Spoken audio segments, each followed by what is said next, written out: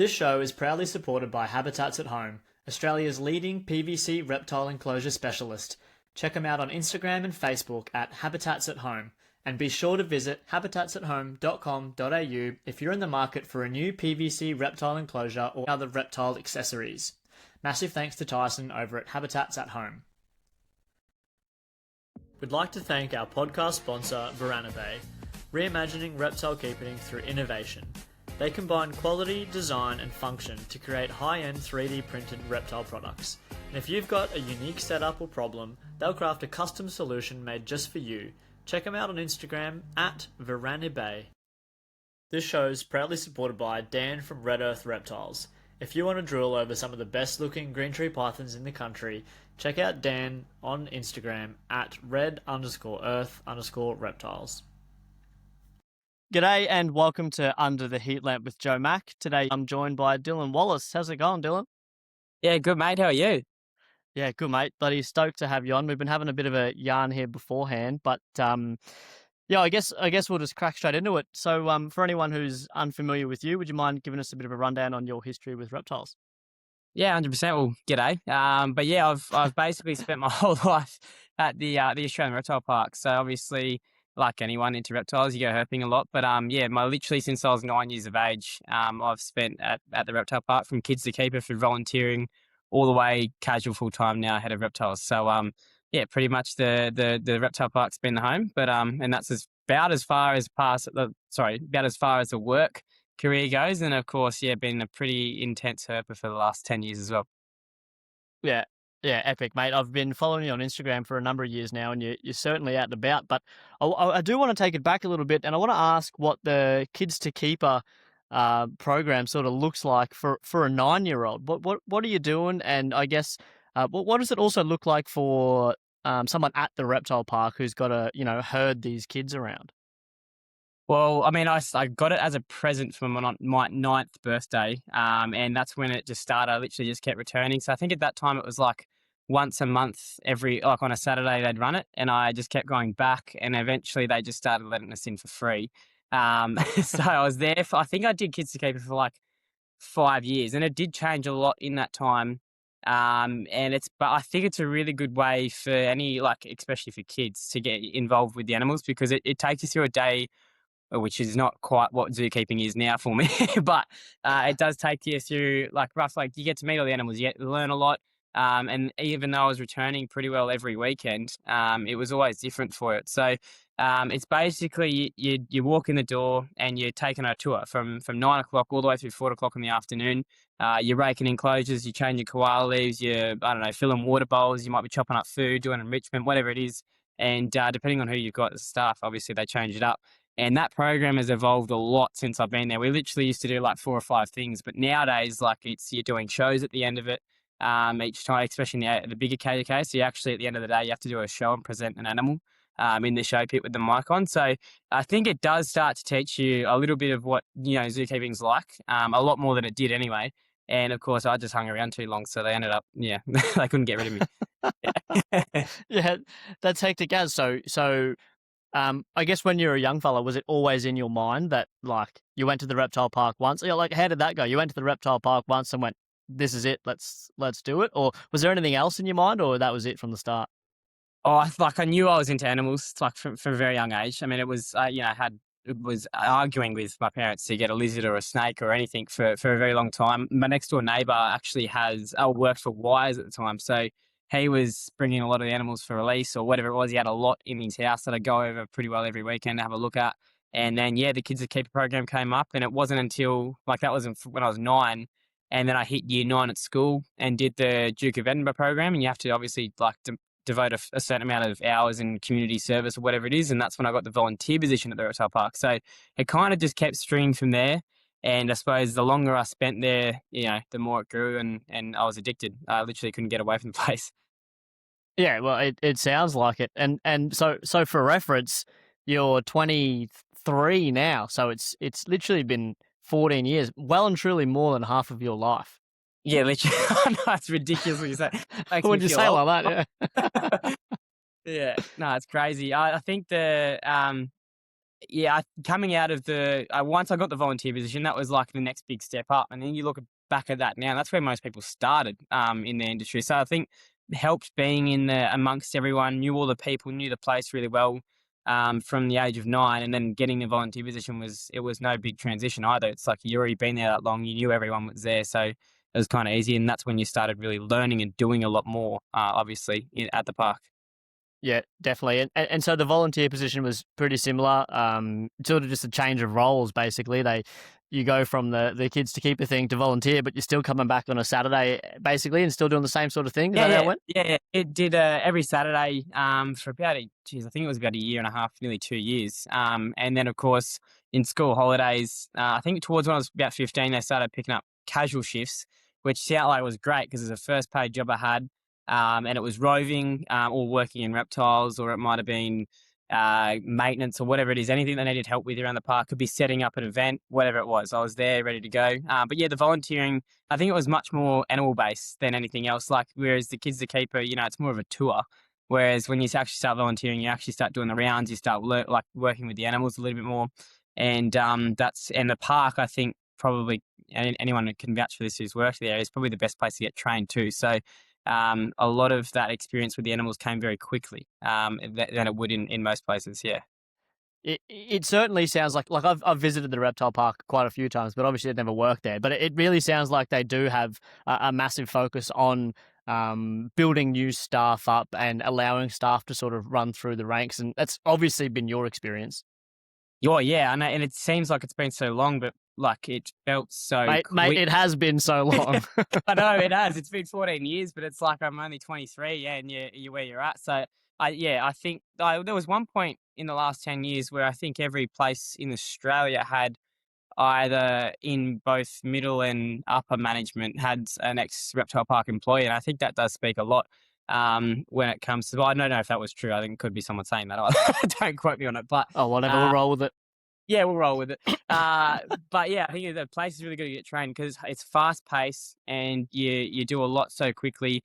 I mean, your first day you walk in, you're working with the Burmese python or whatever it is, and I know at some places that takes a year to do. Especially in the bigger government bodies. So that's the perk of it.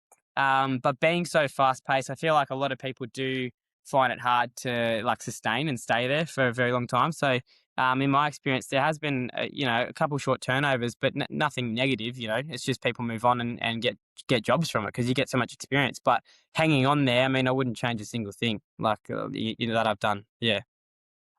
I know exactly what you're saying. Like, I think, the Kids to Keeper thing would weed some people out because, like, it Yeah. certainly takes, and then the volunteer thing would weed people out because it really does take a certain personality type to not only be an animal keeper, but, what you guys are doing down in the reptile park, you do the husbandry, you do the exhibits, and then, you got your cross-contamination, you guys have birds and mammals and all that sort of stuff as well. And then not only do you have all that, but you got to do presentations, and like you mentioned, they start you really young with the roving, so that's where you get, those interpersonal skills, which are super important for a zookeeper. So it does take a particular type of person. And then, not every facility is meant for everyone. And so, but it certainly sounds like the reptile park gives those people, the opportunity to develop those skills and then maybe, blossom out off into other facilities. It's really cool, man. It's awesome.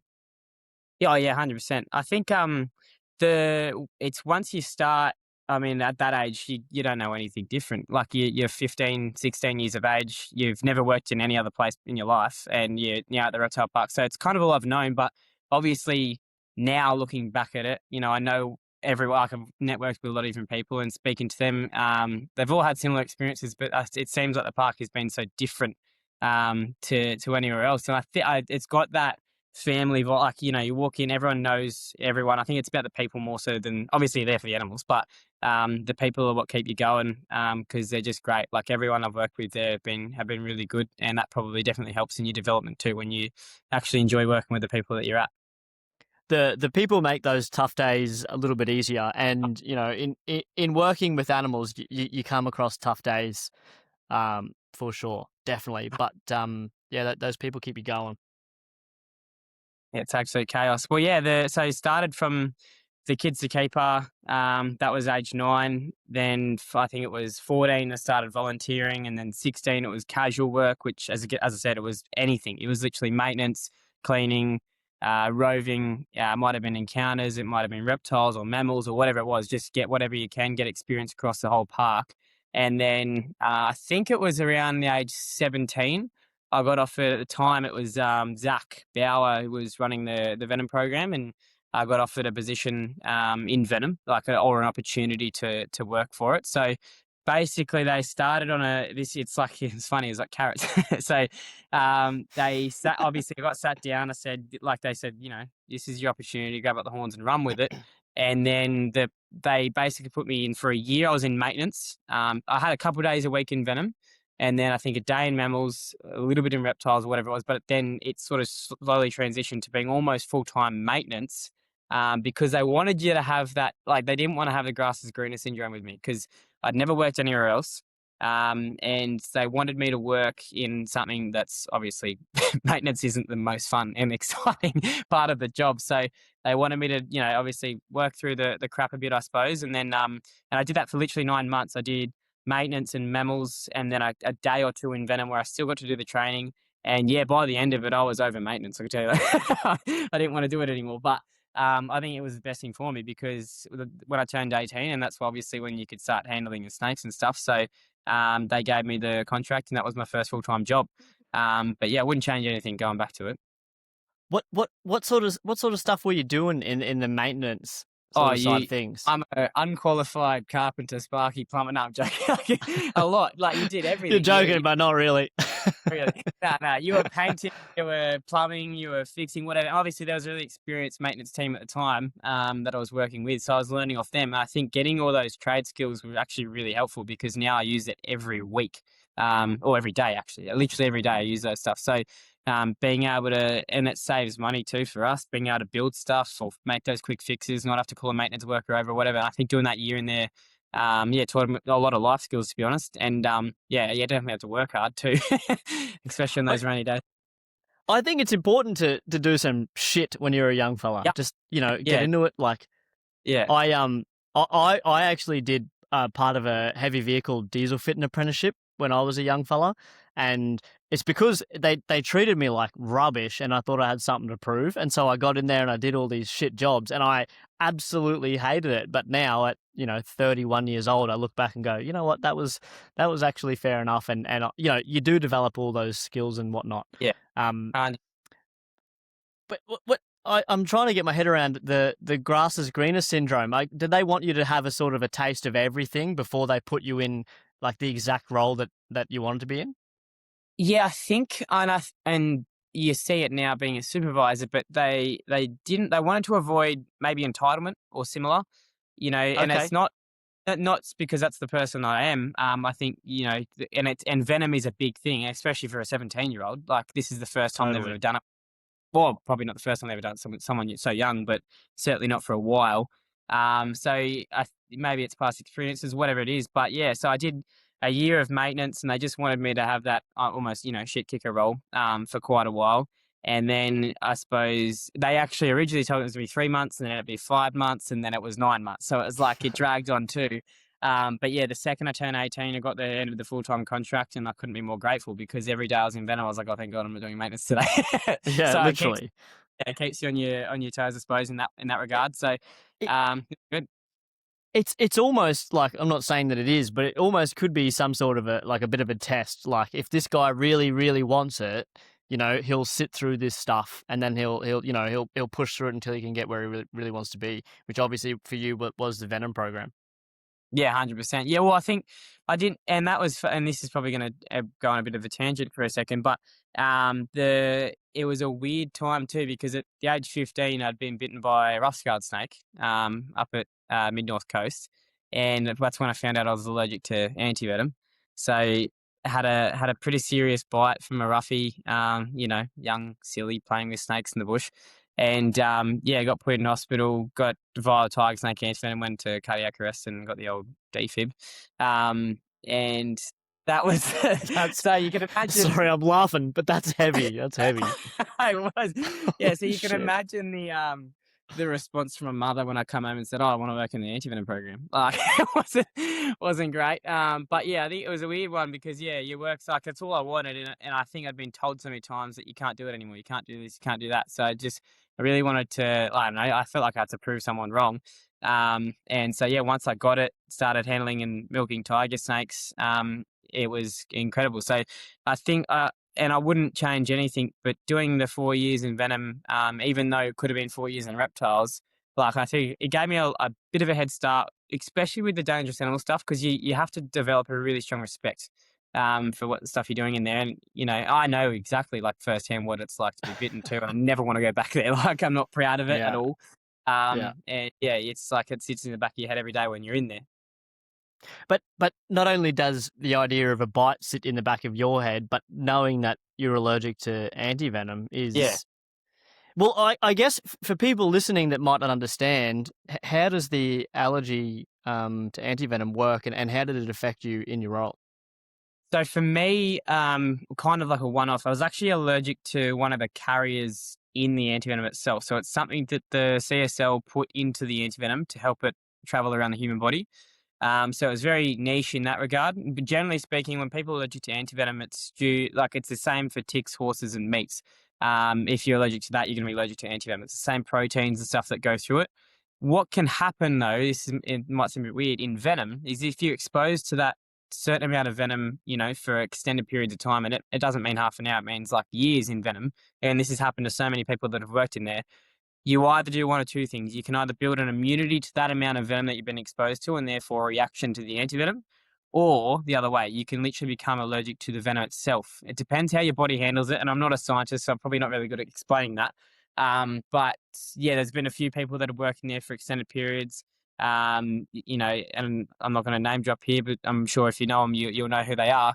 But they're both 8 years, or it might be 10 years, and you start developing you have those reactions when you're processing. Obviously, people have figured that out through bites. For me, it was just unlucky. I was like already allergic before I got into the program. Super unlucky. Yeah. Just unfortunate. But 25% of the population are allergic to, like, not monovalent, not the general antivenoms, but polyvalent. And I think it's still something in like 1 in 10 or 1 in 15 people are allergic to antivenom. And it's because it's coming from a completely different animal. Like it's a different animal entirely. And how antivenom is made, which I suppose we'll go into that a little bit later, or you can go into it now if you want. Well, I'm interested, before I forget, how did they figure out that it was the carrier that you were allergic to? Yeah, so when I was bitten, we went to, God, I'm going to stuff this up, immunologist. I think that's Immunologist? Anyway. Whatever. Yeah. Anyway. Someone smarter than us.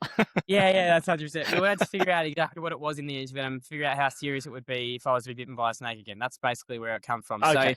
So they didn't do any scratch tests on it, but they obviously, had my bloods and everything, and were able to figure out what the exact part of it was, and it was one of the carriers they put in, and it's in all the monovalents, and they can't take it out of the antivenom.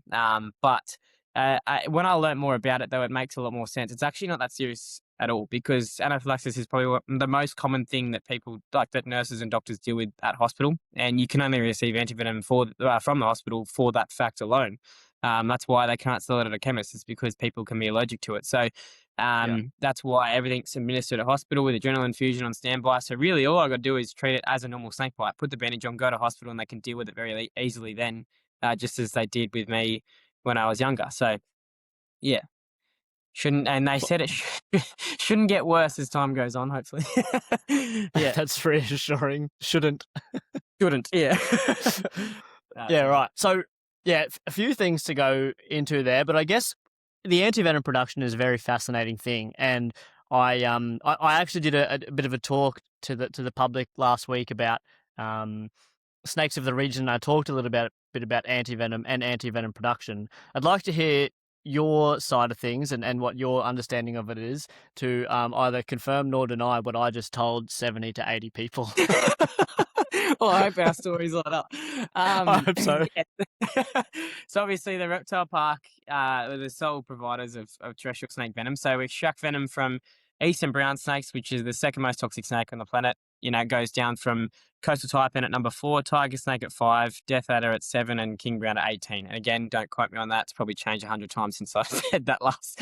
But those are the 5 species that we milk for venom. And the reason for that is because using those 5 species of snake, you can cover literally every other venomous snake in the country. Obviously, eastern brown, the most toxic of all the brown snakes, and there's, I think, 9 species, 11, including the 2 subspecies off the coast, WA. There's 7 species of death adder, the 7 species of black snake, which obviously king brown falls into that. 3 species of taipan, and the tiger snake essentially fills in the gaps. So everything from rough-scaled snakes to copperheads to broadies or seven spinner, whatever it might be. But just using those 5 species, we're able to literally provide antivenom for everyone in Australia, and that's around 40 that are potentially toxic enough to kill someone. And essentially, obviously, we extract the venom from the snake. We're required to get a certain amount of milkings from each species before we process it. So for the king brown, it could be 25. For the tiger snakes, around 30. Eastern brown, small amount of venom, around 40 milkings. Tiger snake, death adder around 25, and then coastal taipan around 15. So once we've got those, obviously that's enough for a single vial of antivenom. That's what we work off. We bottle that up, freeze dry it, and at that stage we've just removed the water. The snake might have drunk saliva, and it's at a purified stage. Doesn't have a shelf life, so we put it in a safe, and then in batches it gets sent down to the Commonwealth Serum Laboratory down in Melbourne, and they rehydrate the venom and hyperenvenomate a large horse over a 6 to 9 month period. So the first dose. Sorry, hypo-envenomate. So they just slightly, a small amount of venom. Yeah, literally tiny. Yeah. Sorry, hypo. That's yeah. Hypo. So literally they rehydrate the venom, and in tiny doses. So the first one is that minute. The horse doesn't really even have a physical response to it, but it starts the process of producing antibodies. And then it basically, I don't remember if it's every week. I think it changes depending on what species and horse you're using, but it could be every week or every fortnight. They continue increasing the amount of dosage that's been put into the horse. And essentially at the end of the 9 month period, the horse is completely immune. It's receiving about 5 to 6 times its lethal dose of venom with no effects at all. So they take a litre of blood from the horse, separate the red and white blood cells in a centrifuge. White blood cells is a venom-resistant plasma. That's effectively antivenom. And red blood cells go back into the horse. So that's the whole process. And of course, they then extract the plasma or the white blood cells, and they add whatever they need to add into it, proteins and enzymes to make it work in the human body and become antivenom. So it gets distributed around Australia, and that's basically, it starts all the park. So yeah, it's a bit of a process and it takes a while, but that's how antivenom is made. Yeah. That's a proper process, and I'm glad it aligns. I didn't go as in depth as that because I just don't know, but it's pretty similar to what I said, which is great. But because I should know that by now. You should, mate. You sound very rehearsed, and I think 14 years of practice behind you. Probably we're seeing that right now. But what I took away from that is you're milking a shitload of snakes for each vial of antivenom, and so that sort of from my experience, just hearing people who have been bitten, they're getting more than one vial typically. Or quite often more than one vial of antivenom in, each bite or whatever.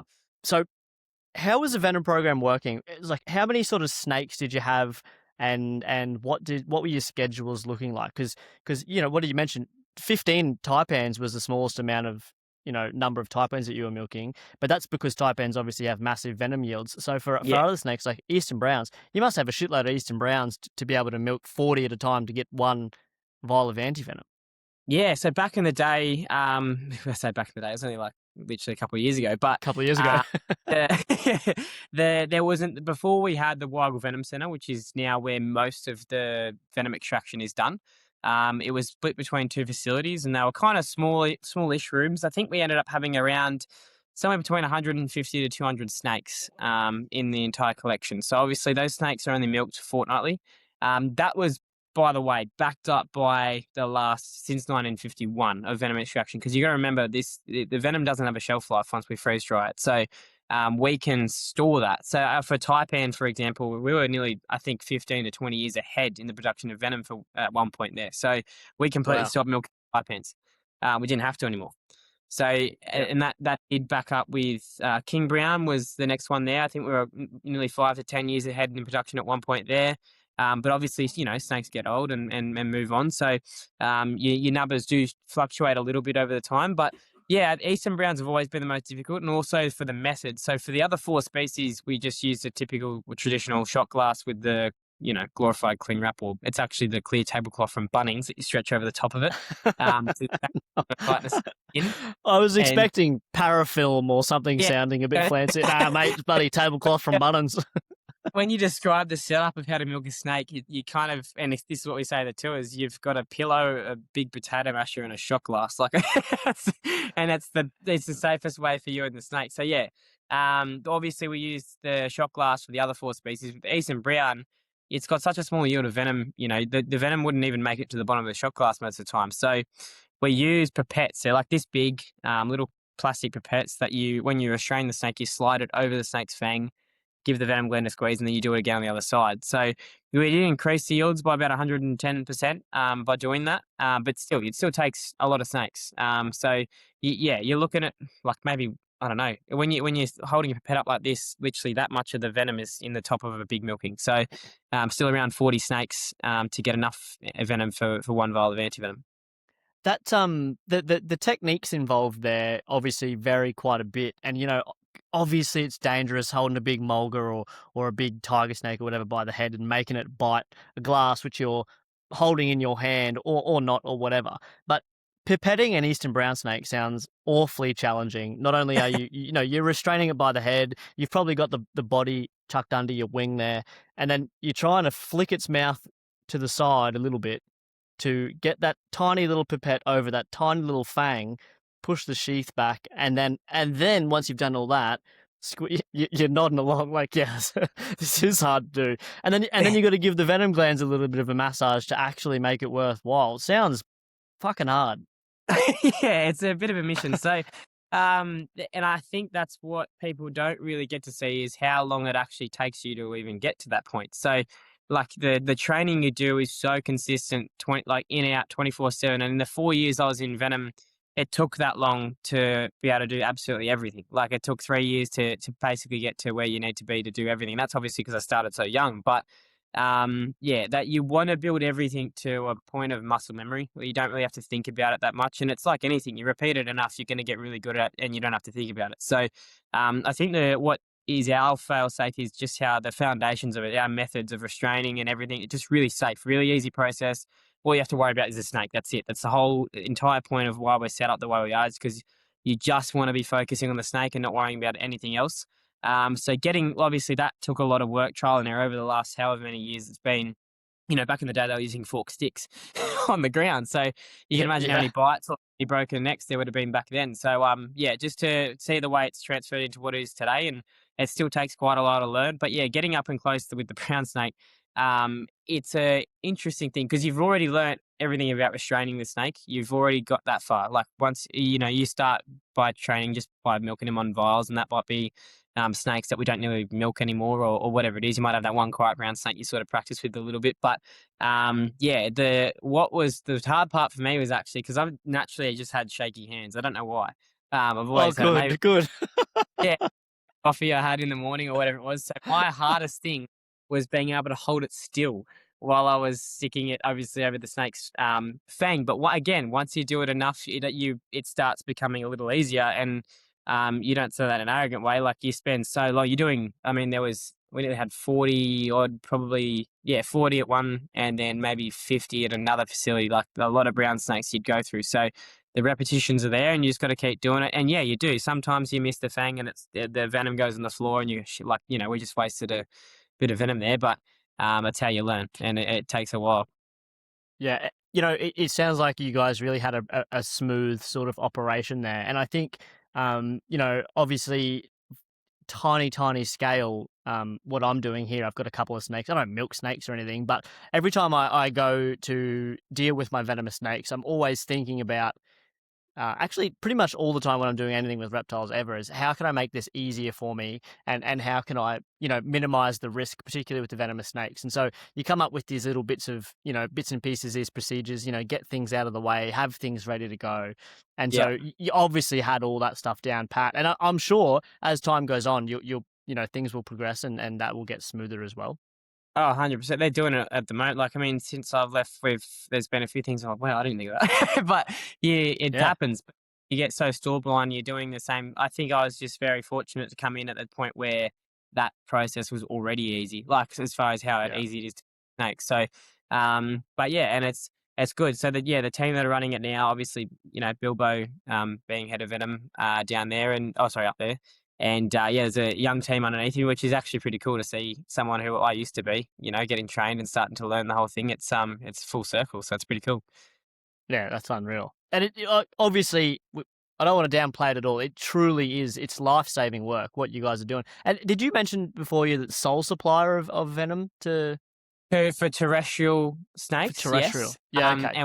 And same for the funnel-web spider. And then venom supplies down South Australia, they cover the sea snakes and the redback. So it's kind of and I don't know where and how this happened with the park. I think it was actually it probably started with Eric Royal back in the day, when he ran the reptile park. He basically brought the antivenom program on, and then obviously after he passed, John Weigel, who's now the current director, he obviously took that on and expanded to what it is today. So since 1951, obviously they were milking snakes a lot longer before that. So the first ampule of antivenom was released in 1930. That was Tiger Snake. That was with Eric Royal. That was his work. So basically kick-started from there, and obviously John took over in sort of 1950s and took it from there. Robin, who's John's wife, she was the founder and the startup of funnel web antivenom. So she's the first person to figure that out with CSL, and that started in 1981, and since then there hasn't been a single death from funnel webs. Holy dooly, that's a massive Yeah. fact. That's crazy. Yeah. So like even coastal taipans, killers of the cane fields, 100% mortality rate. I mean, on average, we see 1 to 3 deaths a year in Australia from snakebite. Worldwide, it's around 180 to 200,000 deaths per year. And considering we have 9, whatever you want to call it, 9 out of 10 of the world's most venomous snake in the country, are doing pretty good. And I think it's got a lot to do with how effective our antivenom is. It's probably the most effective antivenom on the planet. And it's the only reason it can be is because of how our snake's venom works, and it's because it travels through your lymphatic system, which is a highway. It's very quick, like it's a very fast-acting, or I suppose, way to travel around the human body. Most snakes, obviously, when you traverse to, vipers or whatever, it's very located around the bite site. The symptoms, they don't really spread from there, but obviously it spreads eventually. But localized symptoms is what usually you see with other snakes. But those front-faced leopards in Australia, they've just got they're very strong, very quick-acting toxins, especially those neurotoxins in eastern brown venom, one of the quickest. So, and we've seen deaths within half an hour, which is crazy. For a snake bite. It's ridiculous. And you can imagine what would happen with an inland taipan, but of course, thankfully, no one's figured that out on record. So On record, yeah, on record. 1 to 3 vials is the average use in Australia. And then when you compare that to Western Domback rattlesnake, you're looking at an initial dose of 40 vials of antivenom, and that's just because of different methods of making venom. And I don't know. I couldn't actually tell you the science. I don't know. I don't know the science behind that. I don't know why it's so different. But yeah, that's fascinating because clearly the efficacy of the crowfab or whatever rattlesnake antivenom they're getting is nowhere near the what we're producing over here. That's fascinating. And for those poor buggers over at like in the United States and whatnot, they're paying for it too, literally. Pay for it, and then you want to fly over to Southeast Asia or India and you get bitten, you don't get the antivenom first. You have to pay for it first, and that's why we're looking at 50,000 deaths alone in India each year, and I think it's 25,000 of those are from Russell's viper alone, which is a snake that like realistically shouldn't be killing people. No. I actually compare it to some of to our snakes. It's not even close, but it's just because they don't have the facilities, which we're very lucky for in Australia. Yeah, I dropped those stats a little bit. The 1 to 3 deaths per year. We've got some of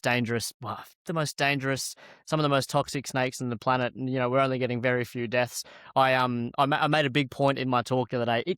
I realized I didn't do any practice runs or anything, and I got halfway through it and I thought, shit, I've just been talking about how dangerous an eastern brown can be, how dangerous the coastal taipan can be. It's all doom and gloom, and I could wound things back at the end and reminded people. Had to remind people. I literally had a slide and a little point that said Australian hospitals are awesome, and they are. That's so good. Little reminder: Australian hospitals are awesome, and I made the big point of saying like if you die from a venomous snake bite in Australia, you're either extremely unlucky or you made a bad choice somewhere along the lines. You were trying to kill the snake, you were trying to catch the snake, you got bitten, and then you didn't do the appropriate first aid or find yourself some medical care. 100%. Like, that's the leading cause is actually not treating the bite, which is surprising enough. But yeah, like there was one in the Southern Highlands last year who was bitten, and instead of treating the bite, was carrying that snake around to his neighbours asking what it was. So, as an Eastern Brown, and he's the one who died very quickly. Literally, that exact same thing happened in Townsville about 3 or 4 years ago. He was door knocking and then dropped dead on the driveway.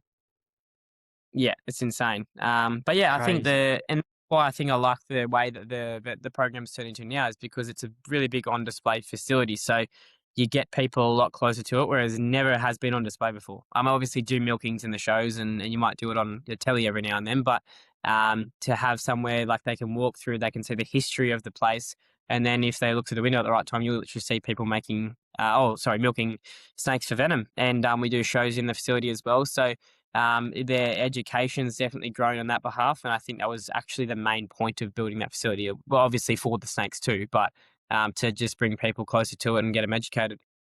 Yeah, fantastic point. To emphasize that, and we do a fantastic job of it, as you know, literally the last 35 minutes you've been describing. But you just mentioned milking a snake on telly, as if milking a venomous snake isn't stressful enough. Here, let's bang you on Sunrise at 6:30 in the morning. Oh, it's crazy, isn't it? But I don't know. And you can't say this without sounding a little bit arrogant, but it's just, it doesn't, once you do, as I said before, once you do anything enough, it doesn't become hard anymore, I don't think. And especially if you look your little puppy dog tiger snake, or your big puppy dog milk, like King Brown that you bring onto Sunrise. It doesn't seem that stressful anymore. And I was actually more stressed about being on TV than it was like when you do it. Yeah, absolutely. You don't worry about the snake. You're like, that's easy. But no, it's 14 cameras pointing at you. Yeah, sometimes it takes someone else to, like, when you tell someone what you've done, they go, hang on.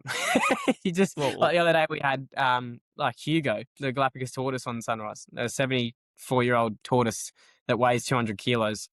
In studio, and you go, hang on, how did I just start my morning?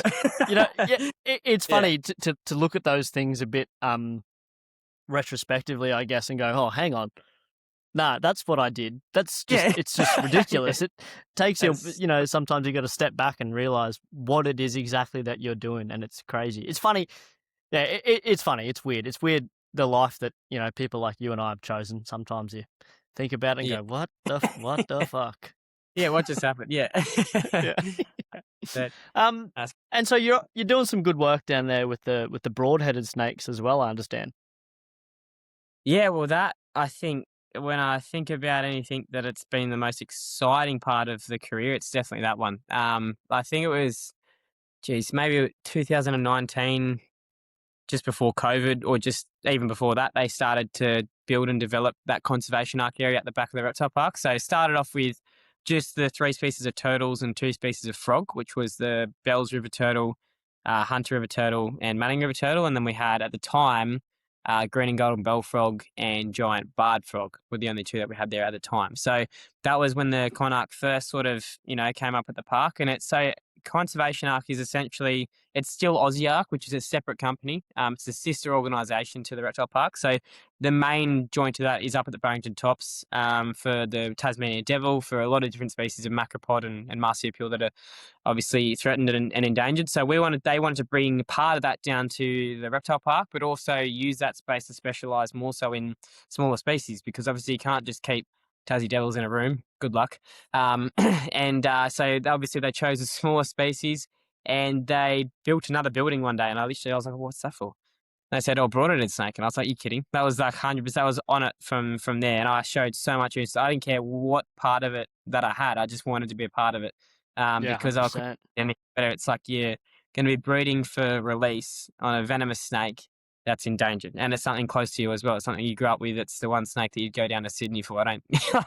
Everyone has. So, it was pretty cool, and I showed it a lot of interest. So, 2023 rolled out, and they said, right, well, we'll put you on it, and you can sort of start the process and start setting up the room. 2024, we had the room complete. and we did our first collection trip. So down in the southern Sydney region, Sydney Basin. I can't be specific or anything with the locations, obviously, but Sure, yeah. yeah, we went down for the first collection trip, and it was in June, so middle of winter, really cold. We actually only saw 1 or 2 snakes that were too young to collect anyway, so it was a bit disheartening. We did like 50 Ks over 2 days or 3 days, and it was just rough terrain. You walk in those ridges for hours on end, and we didn't turn up any snakes. And obviously, I think we had itchy feet in the first place because going in the middle of winter is never a good idea. Like they're just Yeah, bit eager. yeah, but it's fine. So anyway, we regathered and went back in August, and that's when we got the first 17 founders. So straight away, you go on the ridges, you started turning them up in these spots, and I think that this particular locality of broad-headed snake is my favourite. I mean, they're just so pretty. They've got the biggest, thickest yellow bands on them, and yeah, we brought back the first 17, and straight away we paired them because we're just on the back end of the breeding season for them. And we were lucky enough to get one gravid female. She gave birth in February 2025 for the first 4 neonate broad-headed snakes. So I think like starting from going in just a year to have collected set up the facility, collected the snakes, and now you've bred them already, which we couldn't tell at the time whether it was we bred them or if she'd bred in the wild. Was pretty cool. So it gave us a lot of hope, and they were just so eager to just keep going with the collections. We needed 3 more for the founding population of 20 snakes, and all we needed to do from there was crack the breeding, and that's what we did. So yeah, But exactly. yeah, it's amazing. There's a lot to unpack there, but I think first I'd like to say that it's obviously a very unique situation.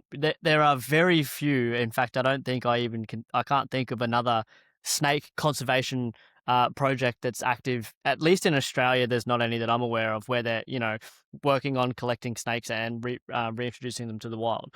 But the broad-headed snakes obviously being spectacular and pretty unique snake in their own right. I guess we should wind it back a little bit for listeners who might not be familiar. Can you tell us what a broad-headed snake is? Yeah, so basically, well, they're part of the Hoplocephalus. I don't know how you want me to say that because everyone argues on it, but anyway. Doesn't matter. Yeah. Part of the Hoplocephalus genus, which is, there's 3 species in it. There's a broad-headed snake, the pale-headed snake, and the Stevens banded. And they're one of the very few arboreal venomous snakes or venomous elapids that we have in the country. So we call them an old world snake, and I think that probably hits the nail on the head with them. They've been around for a very long time, and they're very, I suppose, attuned to where they're situated. They're so, probably the best way to word it, they're the perfect design for where they're living. And you look at any arboreal snake, like any python, they've got that stock standard build. They're kind of, they move the same way, they sit in the same place. Broadies are right on the edge of a cliff. So anywhere in the Sydney Basin, Sydney Sandstone Basin in particular, on a higher altitude with the right facing ridge is where you're going to see them, and that's only where you're going to find them. The only time they leave those ridges is during summer when the males need to breed or find different females and move on. But apart from that, they stay and pretty well isolated to those ridges, and that's what makes them very vulnerable. So they're often a snake that gets confused with diamond pythons. It's happened 100 times down here in Sydney.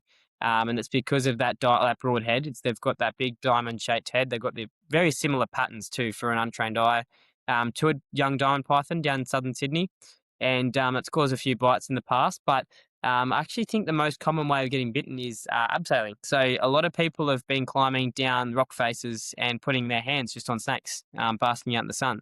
And it's only one last year who this is actually going to flip things back for a second, but Please. in the venom program, we started getting visits from Lee, who runs Careflight, the doctor's service, and they obviously part of the training ship. They bring the students out to learn about venom.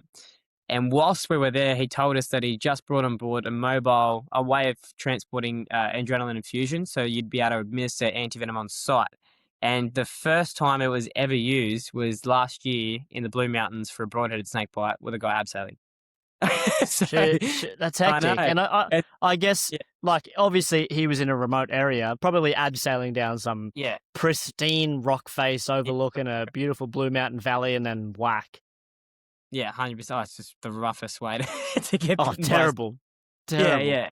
And for a snake, I mean, yeah. No, you're right. Oh, no, you're right. I was going to say, for a snake that can supposedly make you bleed out of peripheries, I don't think it's a good one to be hung up on the side of a cliff with. No, Yeah. not at all. Yeah, that's painting a funny picture, eh? I'm picturing this poor bugger just hanging off, hanging off a rope, and the plane flying in to sort, or Yeah. chopper to sort him out. Crazy. Hectic, yeah. So, you got these wild caught broadies, and being a lizard eater, as far as I'm aware, how did you go about establishing those? I think this is the funniest part of the whole thing, because we were planning for this absolute nightmare. Obviously, being a facility that's breeding for release, you can't just go and collect geckos. You can't just feed them reptiles. You can't do it. So we had to think of other ways. And we were going through all these different scenarios in our head. We were trying to fight for the collection of Asian house geckos, an invasive species, and at the time they wouldn't budge with it.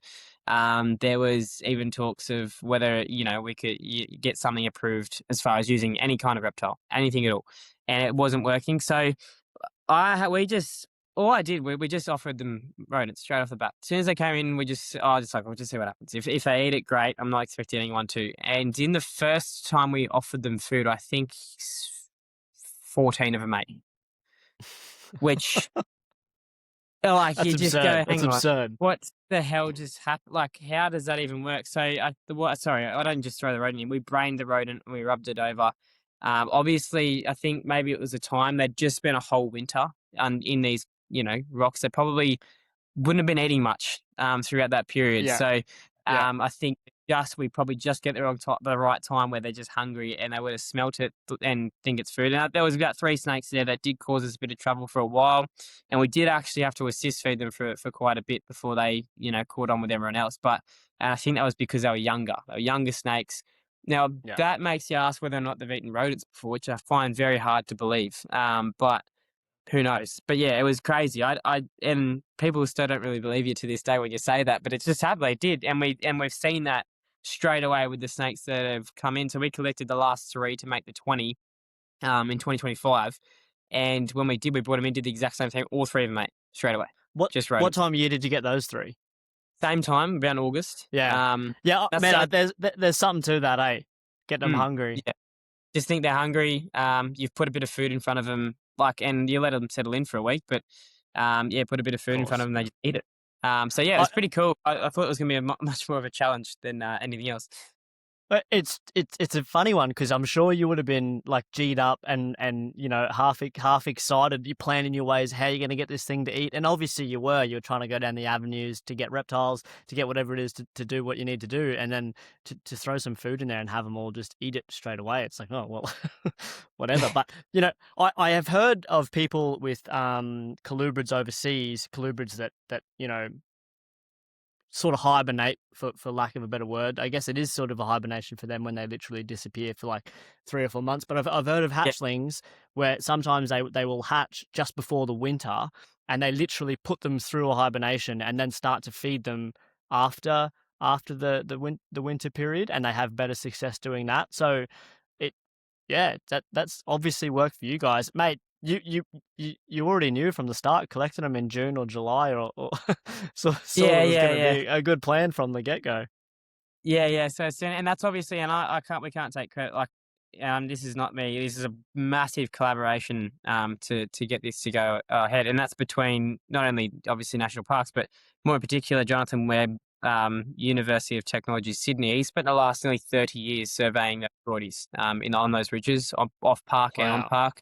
And he's the one who's seen the decline. Like, it's been a 70% decline in the last 5 years of reproduction for broadies. So it's the numbers for that area are very alarming. And that area got hit by aggressive fires, only a few years previous. So they've just had so much going on. And it's mainly the bushrock removal, but then also I only learnt this when we were down there.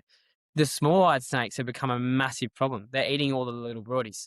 And because there've been a massive imbalance in predation for them, like there's only a few heath monitors left after those fires, I suppose. It's just this cycle that happens. So the broadies are getting their habitat removed. They just got set on fire. And now when they breed, which they are a very slow reproducing snake, and that's why we refer to them as an old world snake. They don't grow very big.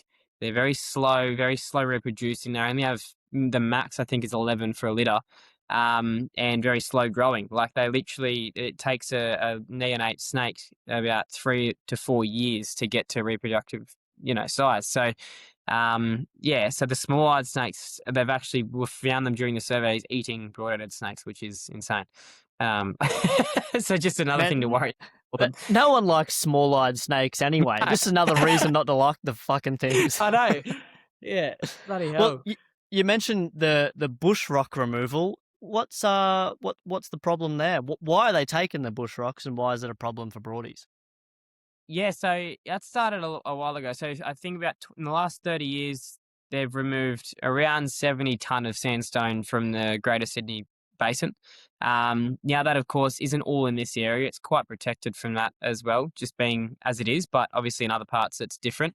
But I think the rock removal is more specifically for broadies is the external rock that sits on the sandstone plateaus. So, of course, that's a very common feature for landscaping, for garden beds, for walkways, or whatever it might be. And you can see how many rocks someone can have in their garden. You accumulate over, urban expansion, the amount of houses and people that are there. It's insane.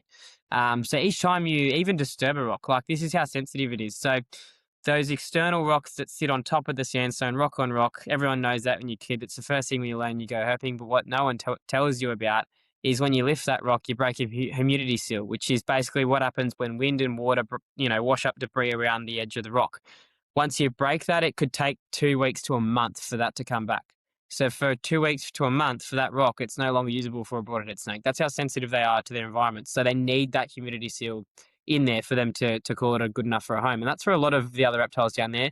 Not so much small-eyed whip snakes and other species that are not as picky, but for the broadie, 100%. So, of course, removing that rock is one thing, but then even just disturbing it too can actually cause and have a bit of an impact. And that's why you'll notice that on the ridges down there that are close to the roads where people can access really easily and like to go looking for them, you'll never see them there because they just get flipped a lot. The rock gets disturbed a lot. Now I can't sit here and be a hypocrite and say that I've never flipped a rock. Of course I have. I've been a kid in Sydney. I love snakes. But I think there's never been I didn't know either. Like you never got taught that. You never got told it. You just thought you were going looking for snakes and you're interested. And I think that's something that can definitely be passed on now that you know it. And that is just be respectful when you're doing it. You notice the rocks left upside down. It could even just be kids coming down for an afternoon at a ridge and throwing rocks off the edge of a cliff. Like that's how simple it can be. And you've just potentially an entire family of snakes off.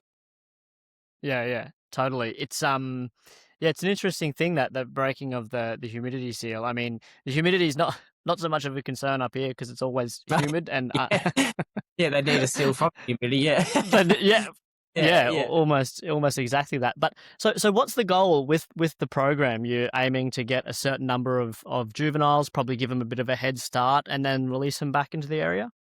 Yeah, so obviously we're now in obviously 2026, so last year was about breeding. We trialled and erred on a lot of different things, and I think at the start, we wanted to treat it exactly how we did when we had success when they first came in. So we focused a lot on that springtime for pairing, and that's when it was really successful, and that is the same for most snakes. But one thing we didn't really consider is that broadheaded snake breeding season goes from March all the way through to October. So as soon as it gets cold and they meet under the rocks, they'll be breeding then. So we actually had 2 gravid snakes. Unfortunately, one gave birth to a few stillborns and the other gave birth to another 4 neonates. So we had the original 4 from the start of that year. And then in February of this year, one of them gave birth to another 4. So we had 8 little snakes in total. And then literally in March we went down and released the first 6 back into the wild. So this all happened in a space of around 2 or 3 years to starting the program now to releasing the snakes back. That was pretty incredible. Like that was probably the best thing I've done in my time at the park. And the reason we didn't release 2 of them is because we did genetics on them to figure out how genetically viable they are for the area and what we need to change. So 2 of the snakes actually had wild male DNA in them, which we didn't have at the facility. So we wanted to keep those snakes to better our genetics when we're breeding.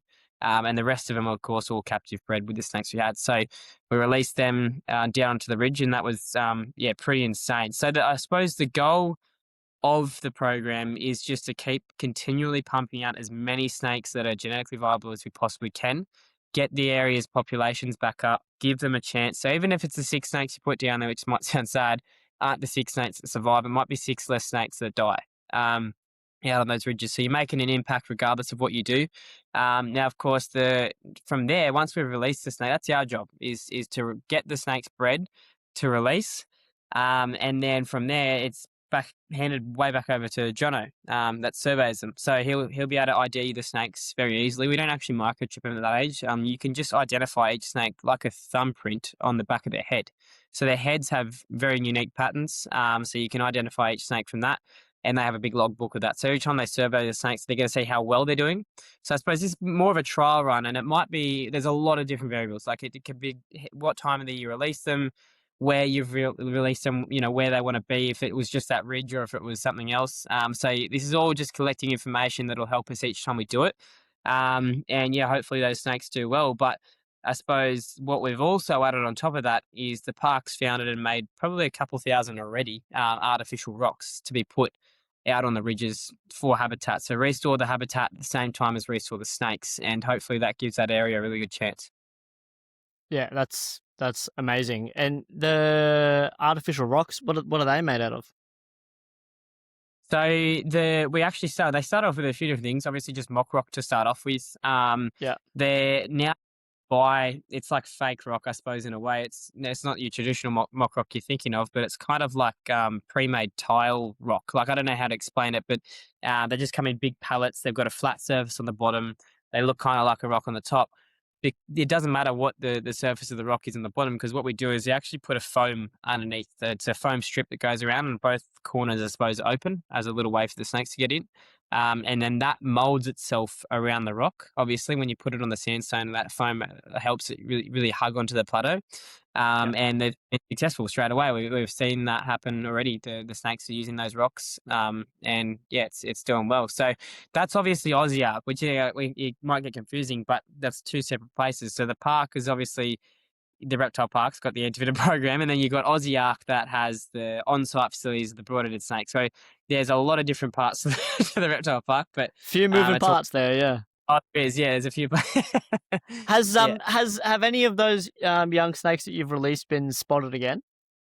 Not necessarily. They actually gave the snakes a couple months to just settle in. They didn't want to go and disturb them. They didn't know how long they were going to stay there for. So they literally only just went down, I think it was about a week ago, to do the surveys. I haven't actually heard back from them if they found them or not. I don't think they did. Again, it's very little is known. So those snakes either could have boosted somewhere else. I mean, it's middle of winter right now. They're probably hunkered down in a crevice. With their range in the middle of winter is between 8 and 12 degrees. And this is something we have to consider for the facility. We need to get that room really cold, like cold enough as it would be on those ridges. So that's typically what most snakes do, whether they're young or old. They'll just find somewhere and then not move in. So they would have gone from those external rocks when we released them back in March, and they would have found somewhere, hopefully, very safe for the winter. I did want to touch on a little bit of their husbandry, as you slightly just alluded to there. You got to keep these things freaking cold. Yeah, it's ridiculous. Yeah, so, which actually we had, it's funny, you might know a bit more about this too, because we had broad-headed snakes at the park before the program, just for, general display and education purposes, and they were bred at Cairns Tropical Zoo. And I think, mate, they would have kept those things in a wine. They probably literally did keep them in a wine fridge, they had the aircon on, or something silly. They had the rack right in front of the aircon. I can't remember. I think it was Bill that's telling me, but so the room, and it helps because the Reptile Park in winter is like, I need snow gear at this point of the year. It's freezing. So, like the back of the park gets down to 2 degrees. Sometimes we have frost out there as well. So we basically we've got 2 exhaust fans, and they pump air straight into the facility, and we can reverse them at any point we want. So obviously for summer, we want to blow the air out. Then with the door, we leave the door open overnight. It's got one of those crimp-safe, fly screen doors to let as much air as you possibly can into the facility. And yeah, you kind of, the aircon can only go so cold. So you just sort of let no heat lights. The photo period's obviously reduced entirely. Basically just a couple of hours UV each day. That's it. Completely off food. Now this year we've done something different. We've actually paired the snakes for the winter. So we've put a few pairs together, and we did see breeding pretty quickly in March when we paired them. So hopefully that increases the success rate of the breeding as well. So it came really cold, and then as soon as we just start literally all we do is follow what happens down there. So we just start increasing the temperatures as they go up. We have our set ranges where we want them to be and where a basking spot might be. But at the end of the day, you just kind of follow what the weather's doing with them. And it seems to hit the trigger at the same time. And it doesn't matter what room you put a reptile in, I feel like they still know exactly what's going on outside. It's pretty crazy. Definitely. Insane, yeah. It'd be interesting to see if you find any more success through the early pairings. Maybe there is really something to that, really extended periods of time and going through the winter together. That'd be fascinating. Yeah, I think so. I think that's going to be our key, is just get them in early, and then probably swap the pairs when it comes to spring as well. Again, I just change up different snakes, and just see how many we can get. So the more we can breed, the more we can release is I suppose the goal of that. Yeah, for sure. And I think like naturally in the wild, a female would likely get mated by several males, and in captivity, with like what I'm doing with the green pythons and that sort of thing, I don't want numerous males because I want to know where the babies are coming from. But you guys have sort of a luxury, and it's not necessarily a luxury, it's because you're doing a full-blown conservation project where you are able to test the genetics and figure out where each animal is. So it works perfectly for you throwing multiple males over a female to maximize your breeding success, but then also maximize your genetics and all that stuff. It's awesome. It's very, very cool. I think that was one of the coolest parts, is because we didn't know what snakes, and it's insane how you don't realize how far these snakes can actually move during the summer, especially the males. It's ridiculous. So we obviously know which ridges and how far apart they were from where we caught the snakes, and we didn't want to collect too many snakes from one certain ridge. You don't want to smash that population too hard. So we spread out over a massive space, and there's 2 snakes in there that are related, so we can't breed them. We know that they can't be paired together. But the funny thing is the 2 snakes that were related were found probably the furthest point away from each other you could possibly imagine. Like, I'm talking over 30 Ks, 40 Ks Wow. from me, which is ridiculous. Like, they move It's a long lot. way for a snake this big to be gone. It's this big. Yeah, it's ridiculous. Yeah. Do you sort of have an idea on how related they might be based on the genetics? It's a rough. It's. I think I can't remember exactly what it was, but I'm pretty sure it was something along the lines of they're in the same clutch, or it might have had the same parent. One of the two. I think it was. That's awesome. Yeah, yeah. So man, again, that's people smarter than you and I figuring that stuff out. Don't worry about the snakes, and then tell me which ones I can put together. Yeah, literally. And I'll handle the snake stuff, mate. You just tell me what to do. But, something else I was thinking then too is obviously, it sucks that you have to keep them so cold just for you having to go into that room and deal with them. But I guess at this time of year, there's probably not a great deal to do apart from, just go and check on them and make sure they are doing okay. They're not eating, they're not, shitting or anything like that. So it must be pretty basic sort of care for a few months. Yeah, at the moment it's pretty straightforward. So obviously we occasionally and that's probably the easiest part about the broadies, is because you want to be completely hands off as much as you can. You don't want to disturb them. You want to just let them do their own thing. So the only times you really disturb them is when you actually have to, and that's just when we're moving snakes around, just when we're pairing. Or it might be when you do the odd media event. That'll be it. So they're very untouched, very undisturbed, and we want to keep them that way as well. I just go out there and look even sometimes without a torch, but you can see into we've got these hide boxes that have 3 shelves. Like, we've designed them about this far apart in the shelf, so it gives them somewhere to wedge. But it also means that there's a gradient. When you put a heat light above that, obviously the top shelf sits around 28, the bottom around 24, so they can navigate their way up and down it just like they would in the escarpments. But at this time of the year, literally all you go down, you just service the enclosure, you just change the water bowl. You don't have to touch the snakes. They don't move. They don't want anything to do with you. And you might add some browse in for those that come active at night, which some of them do. I did have spent a few nights, or just came in at night, to have a look at what they're doing and see where we're at. And it's typically the males, even at this time of the year, that are still just coming out. And I think that's probably more of a muscle memory thing for them, because I think they still would be able to get some heat off the escarpment at night. And that might be it. But as soon as you hit breed, like the height of breeding season towards spring, that's when you see every snake come out and bask. It's crazy. You walk in the facility one day, it's like they've flicked a switch. Every single snake is out under a heat lamp, which is really, really weird D- for a. You, for, you almost said the name of the podcast. yeah, under the heat lamp. Yeah, I forgot to say that. Yeah. Oh my god, would have nailed it. But I did want to know what's their sort of enclosure setups like. You mentioned that they've got the multi-level hide. What sort of enclosures are they in? It's actually very basic. So they're about 120 in length, I think around 40 in depth, about 40 or so high as well. So not massive space. We didn't want to either. You can imagine a snake that doesn't really move that much compared to a lot. Could be quite stressed out, especially they just want a niche place, a tight place they can hide in. They feel comfortable, secure. So originally we have the hide boxes directly in the middle. And then on either side, we have basically bits of bark, just other external hiding spots for them if they get too hot there or whatever it is. And then we fill the place with browse each week.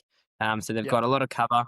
And and that's actually something we learnt the hard way is when you're out in those ridges, the bush there, the heath is thick. Like it is the hardest stuff you'll ever walk through in your life. So you can imagine why they're so comfortable in moving so far when they've got that much cover. The wattle is insane, like it shreds you when you walk through it.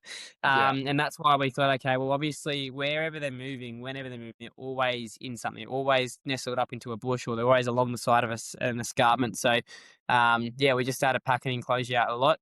And obviously it's worked. They're displaying natural behaviours, they're breeding, they're feeding well. So it's a very simple thing, and it takes away the lab look, I think, as well, just using natural elements, but also keeps it quite practical and for the snakes and us, just a smaller enclosure setup. So it's not vertical space; it's mostly horizontal. But I think we'll start trialing that with displays and similar. Where we do bigger enclosures for a few pairs and see if it works. And if it does, we can start transferring. But yeah, if it ain't broke, don't fix it, I suppose.